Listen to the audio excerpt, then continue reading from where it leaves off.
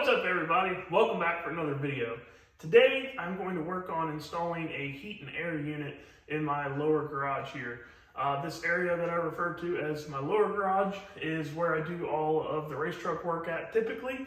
Right now it's in the upper part of the garage because it was easier to get it out of the trailer with the broke motor up there than it is down here. But the upper part is not insulated.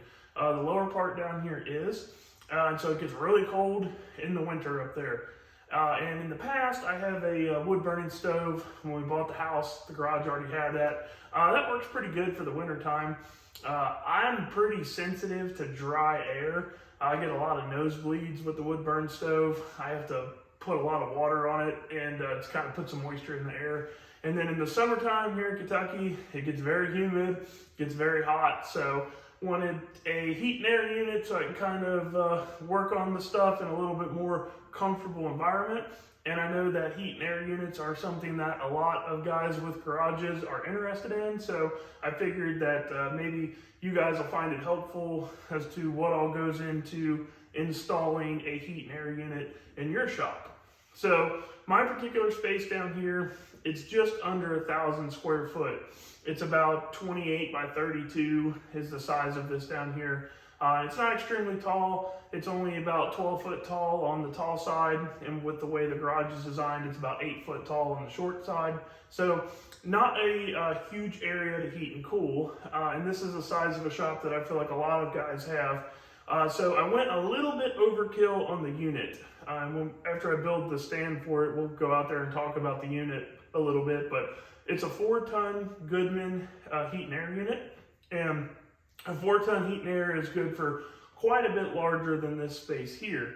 The reason I didn't go with a 2 or 3-ton, which I definitely could have, is because at some point down the road, I want to be able to heat and cool the upstairs part of the garage once I get that insulated. So I wanted one unit that would be able to do upper and lower, you know, something that was going to be good to 2,000 square feet or so.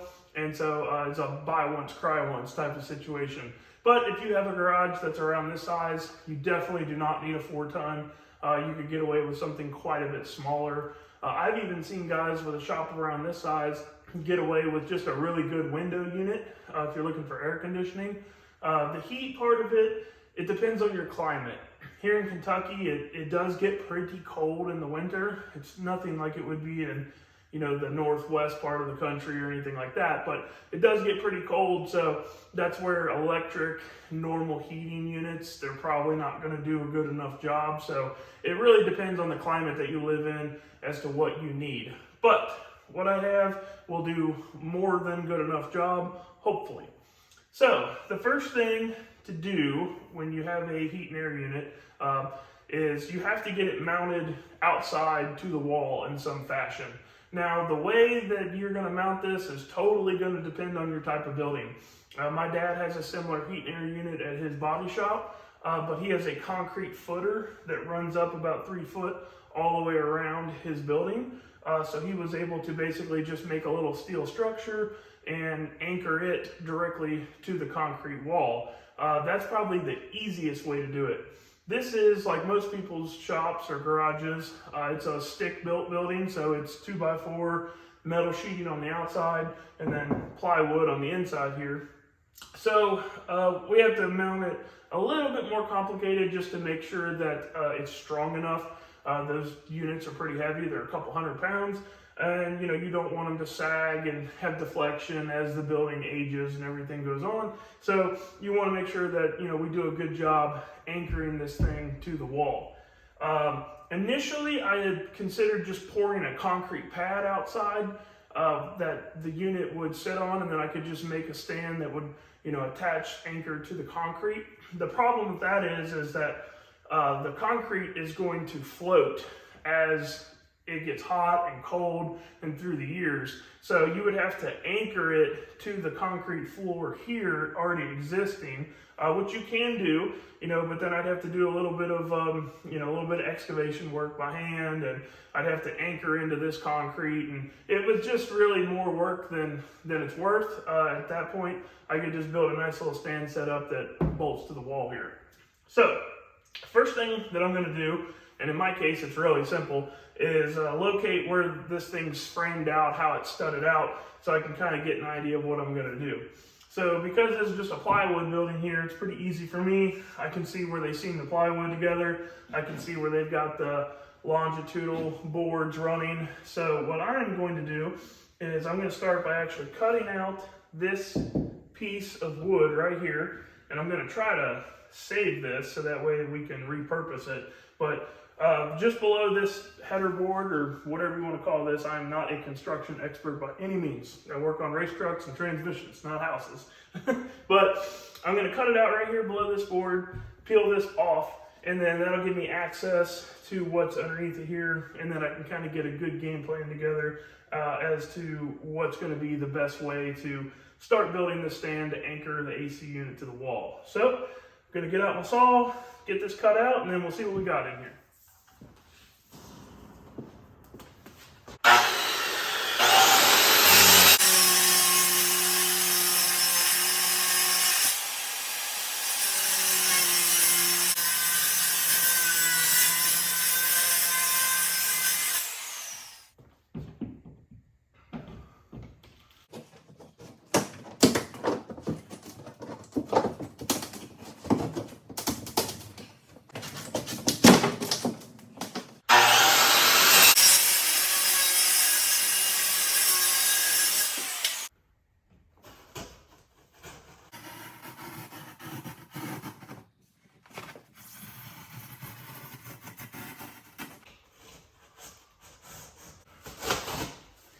Okay, so now that we've got all this insulation out of the way, which was probably the most annoying part of this, I forgot how itchy insulation is, we can really see what we have to work with here. So I'm going to build this stand out of 1 5/8 chromoly, which is really overkill and unnecessary, but the reason I'm doing that is because I have a bunch of it laying around. And like most people, I like to do projects like this on the cheap as I can. So I'm going to try to utilize everything or anything that I have here at the house. So I got to figure out exactly what I want to do to make this structurally sound. So since I am using round tube, that is going to make some stuff easier. So what I'm thinking is I'm thinking about doing an 1 5/8 hole saw through this board into this board. And then basically the tube frame will be able to slide through here. And a couple things that's going to allow. One, it'll be nice and strong because it'll be riding on both of these boards. I'll put it right up against this board. So once I set the final location, I'll be able to drill a hole in the tube and bolt the tube to this board as well. So that way it's actually tied into all three of these boards here. But the nice thing about it being sliding for the meantime is basically I can build the stand longer than what I need. And then once the guy that comes out that actually builds the ductwork, once he sets the unit exactly where he wants it as far as depth from the outside wall, then once that's done, I can come in here, drill a hole in the tube, lock this down, bolt it in, and then cut off the excess. So the top part's going to be pretty straightforward. The bottom part, I think I'm going to do the exact same way. I think I'm going to make sure that it's resting with the weight on this bottom footer piece, and then drill a hole through here so it slides through here. There isn't a board on this side, so I got to figure out if I think I need to add any reinforcement there, but ultimately the same way. Once it's determined, drill a hole in the tube, and I'll bolt it directly to this board here, so it'll be really good and strong and won't go anywhere. So I'm going to figure out what all I need to start doing that and get working on that. So that's the concept. Hole in this board, hole in that board, and then we have this piece of tube that slides through. It's tied up against this board here. So once we set the depth, I'll drill a hole in this board, tube through this board, bolt this in, and then boom, it'll be tied in really strong to these spots. I mean, even right now, just the way it is, it's really strong. So I'm gonna continue on with this process. I think it's gonna work pretty good. So probably do the bottom one next, and then we'll start doing the other side.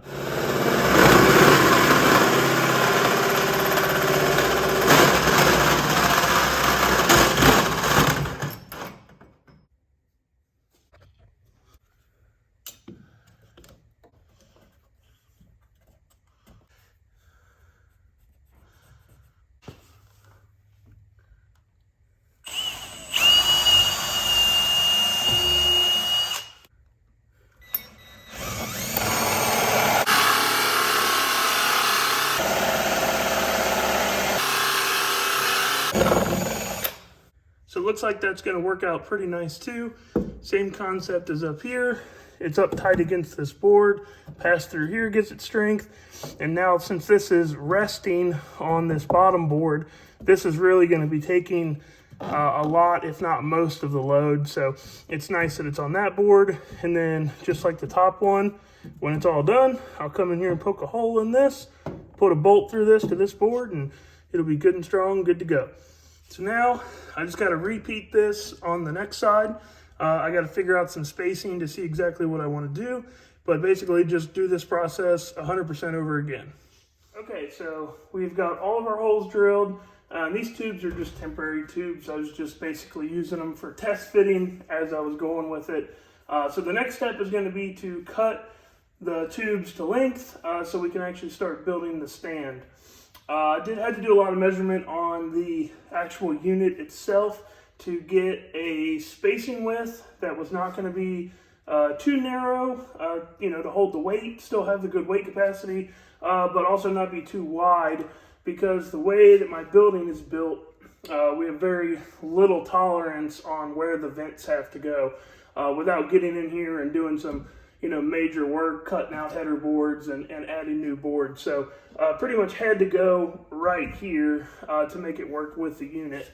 So what I've decided to do, because you can see there's no upright board here, I'm actually going to put a board on each side of the tube once the stand is built, squared up, level, and all that, and we know where we want it. I'll put a board here all the way down to here, and so that way it can screw into the bottom structure and then into this, and then I'll do the same thing over here. I'll put a 2x6 in here and sandwich all this together so that way this thing is super strong and that we'll never have to worry about having any problems with it. So next thing I'm going to do, start cutting tubes to a rough length. Like I said, I'm going to go longer than what I need, so that way when the guy comes out to actually do the ductwork, we can move the unit back and forth wherever it needs to go. So that is our next step.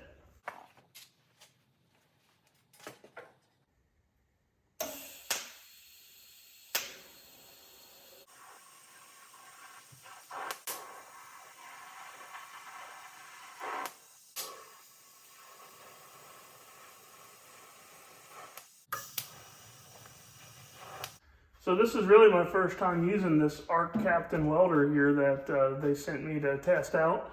And I gotta say, I'm kind of impressed with how decent it welds for such a cheap welder. I'm not the best welder in the world, so I think somebody that was really proficient at welding would really like this machine, but so far I'm liking it as a good little starter machine. Alright, so here's what I've got for the outside structure so far. You guys saw me welding up that bottom horseshoe looking piece down there. So that's going to be our main support from the floor. And then the upper tubes are going to be what the unit actually sits on. And the next thing I need to do now is weld up these uprights. And then once that is completed, then I can triangulate with another tube from the top tube to that main upright gusset and then to the floor there at the bottom. So between that and the way that I've mounted it on the inside and captured it all with the boards, it'll be nice and strong for us. So I'm going to get to welding on this so I can finish out the triangle brace.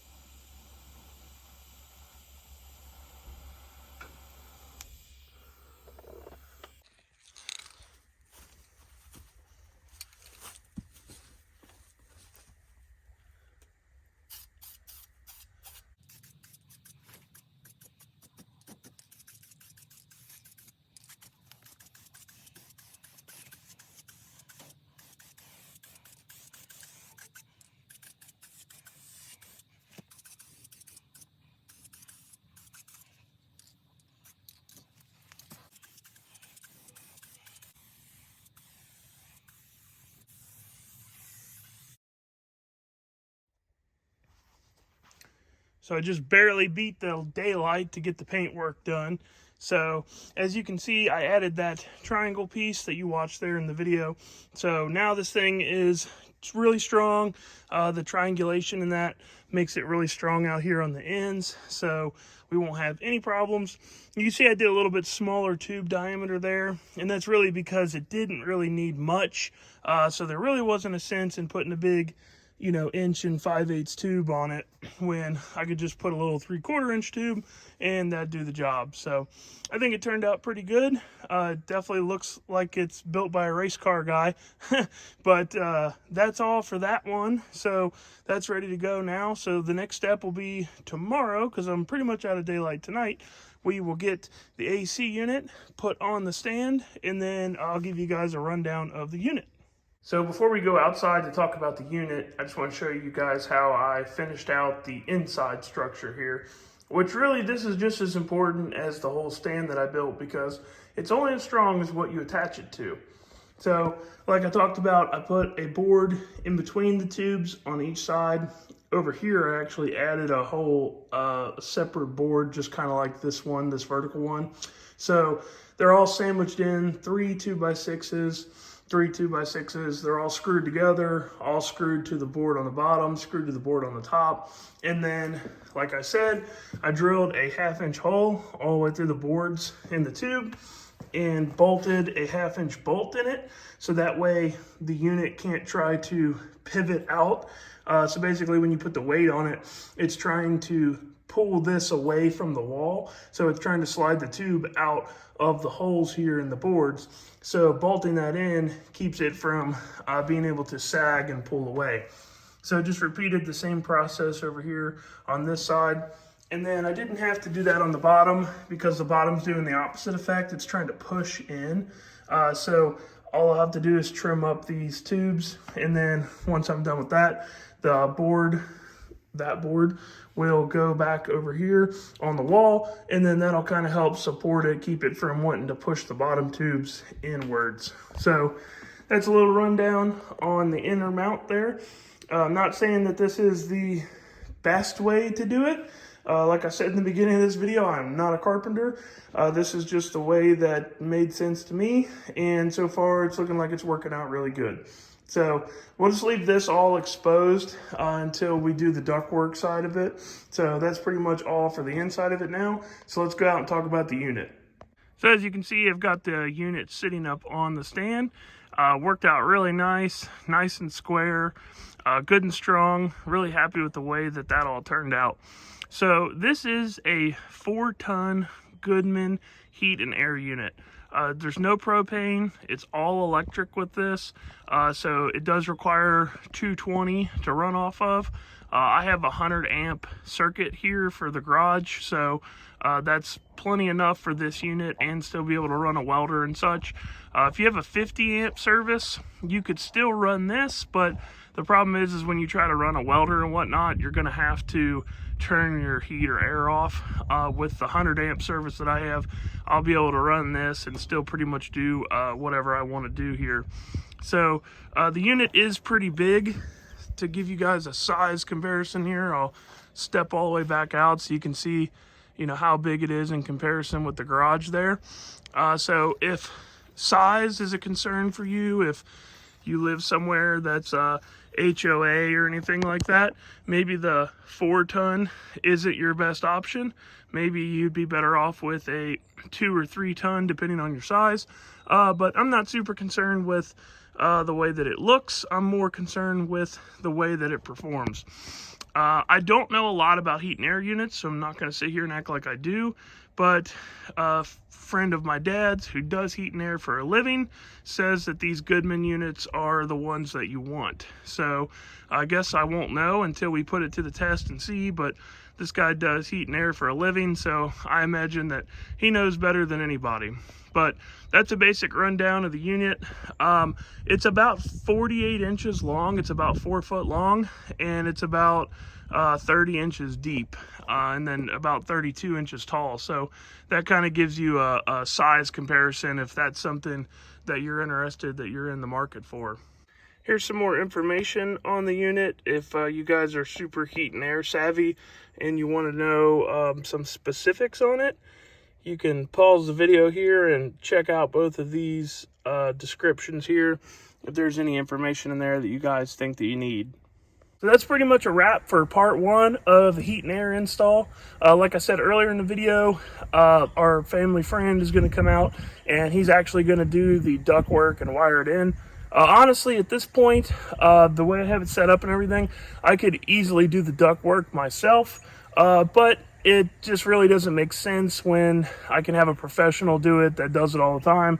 Do it for a good price, and really just makes more sense to let him do it than for me to do it. But I totally could. But I am going to show you guys that part of it in part two, what goes into wiring in one of these units and doing the duct work. So that way, if you guys are wanting to tackle the entire project yourselves, you'll have all the information that you need, or that I can provide the best of my abilities, being a newbie with this stuff, to be able to tackle it yourselves. So if you're new here, hit that like button and hit the subscribe button.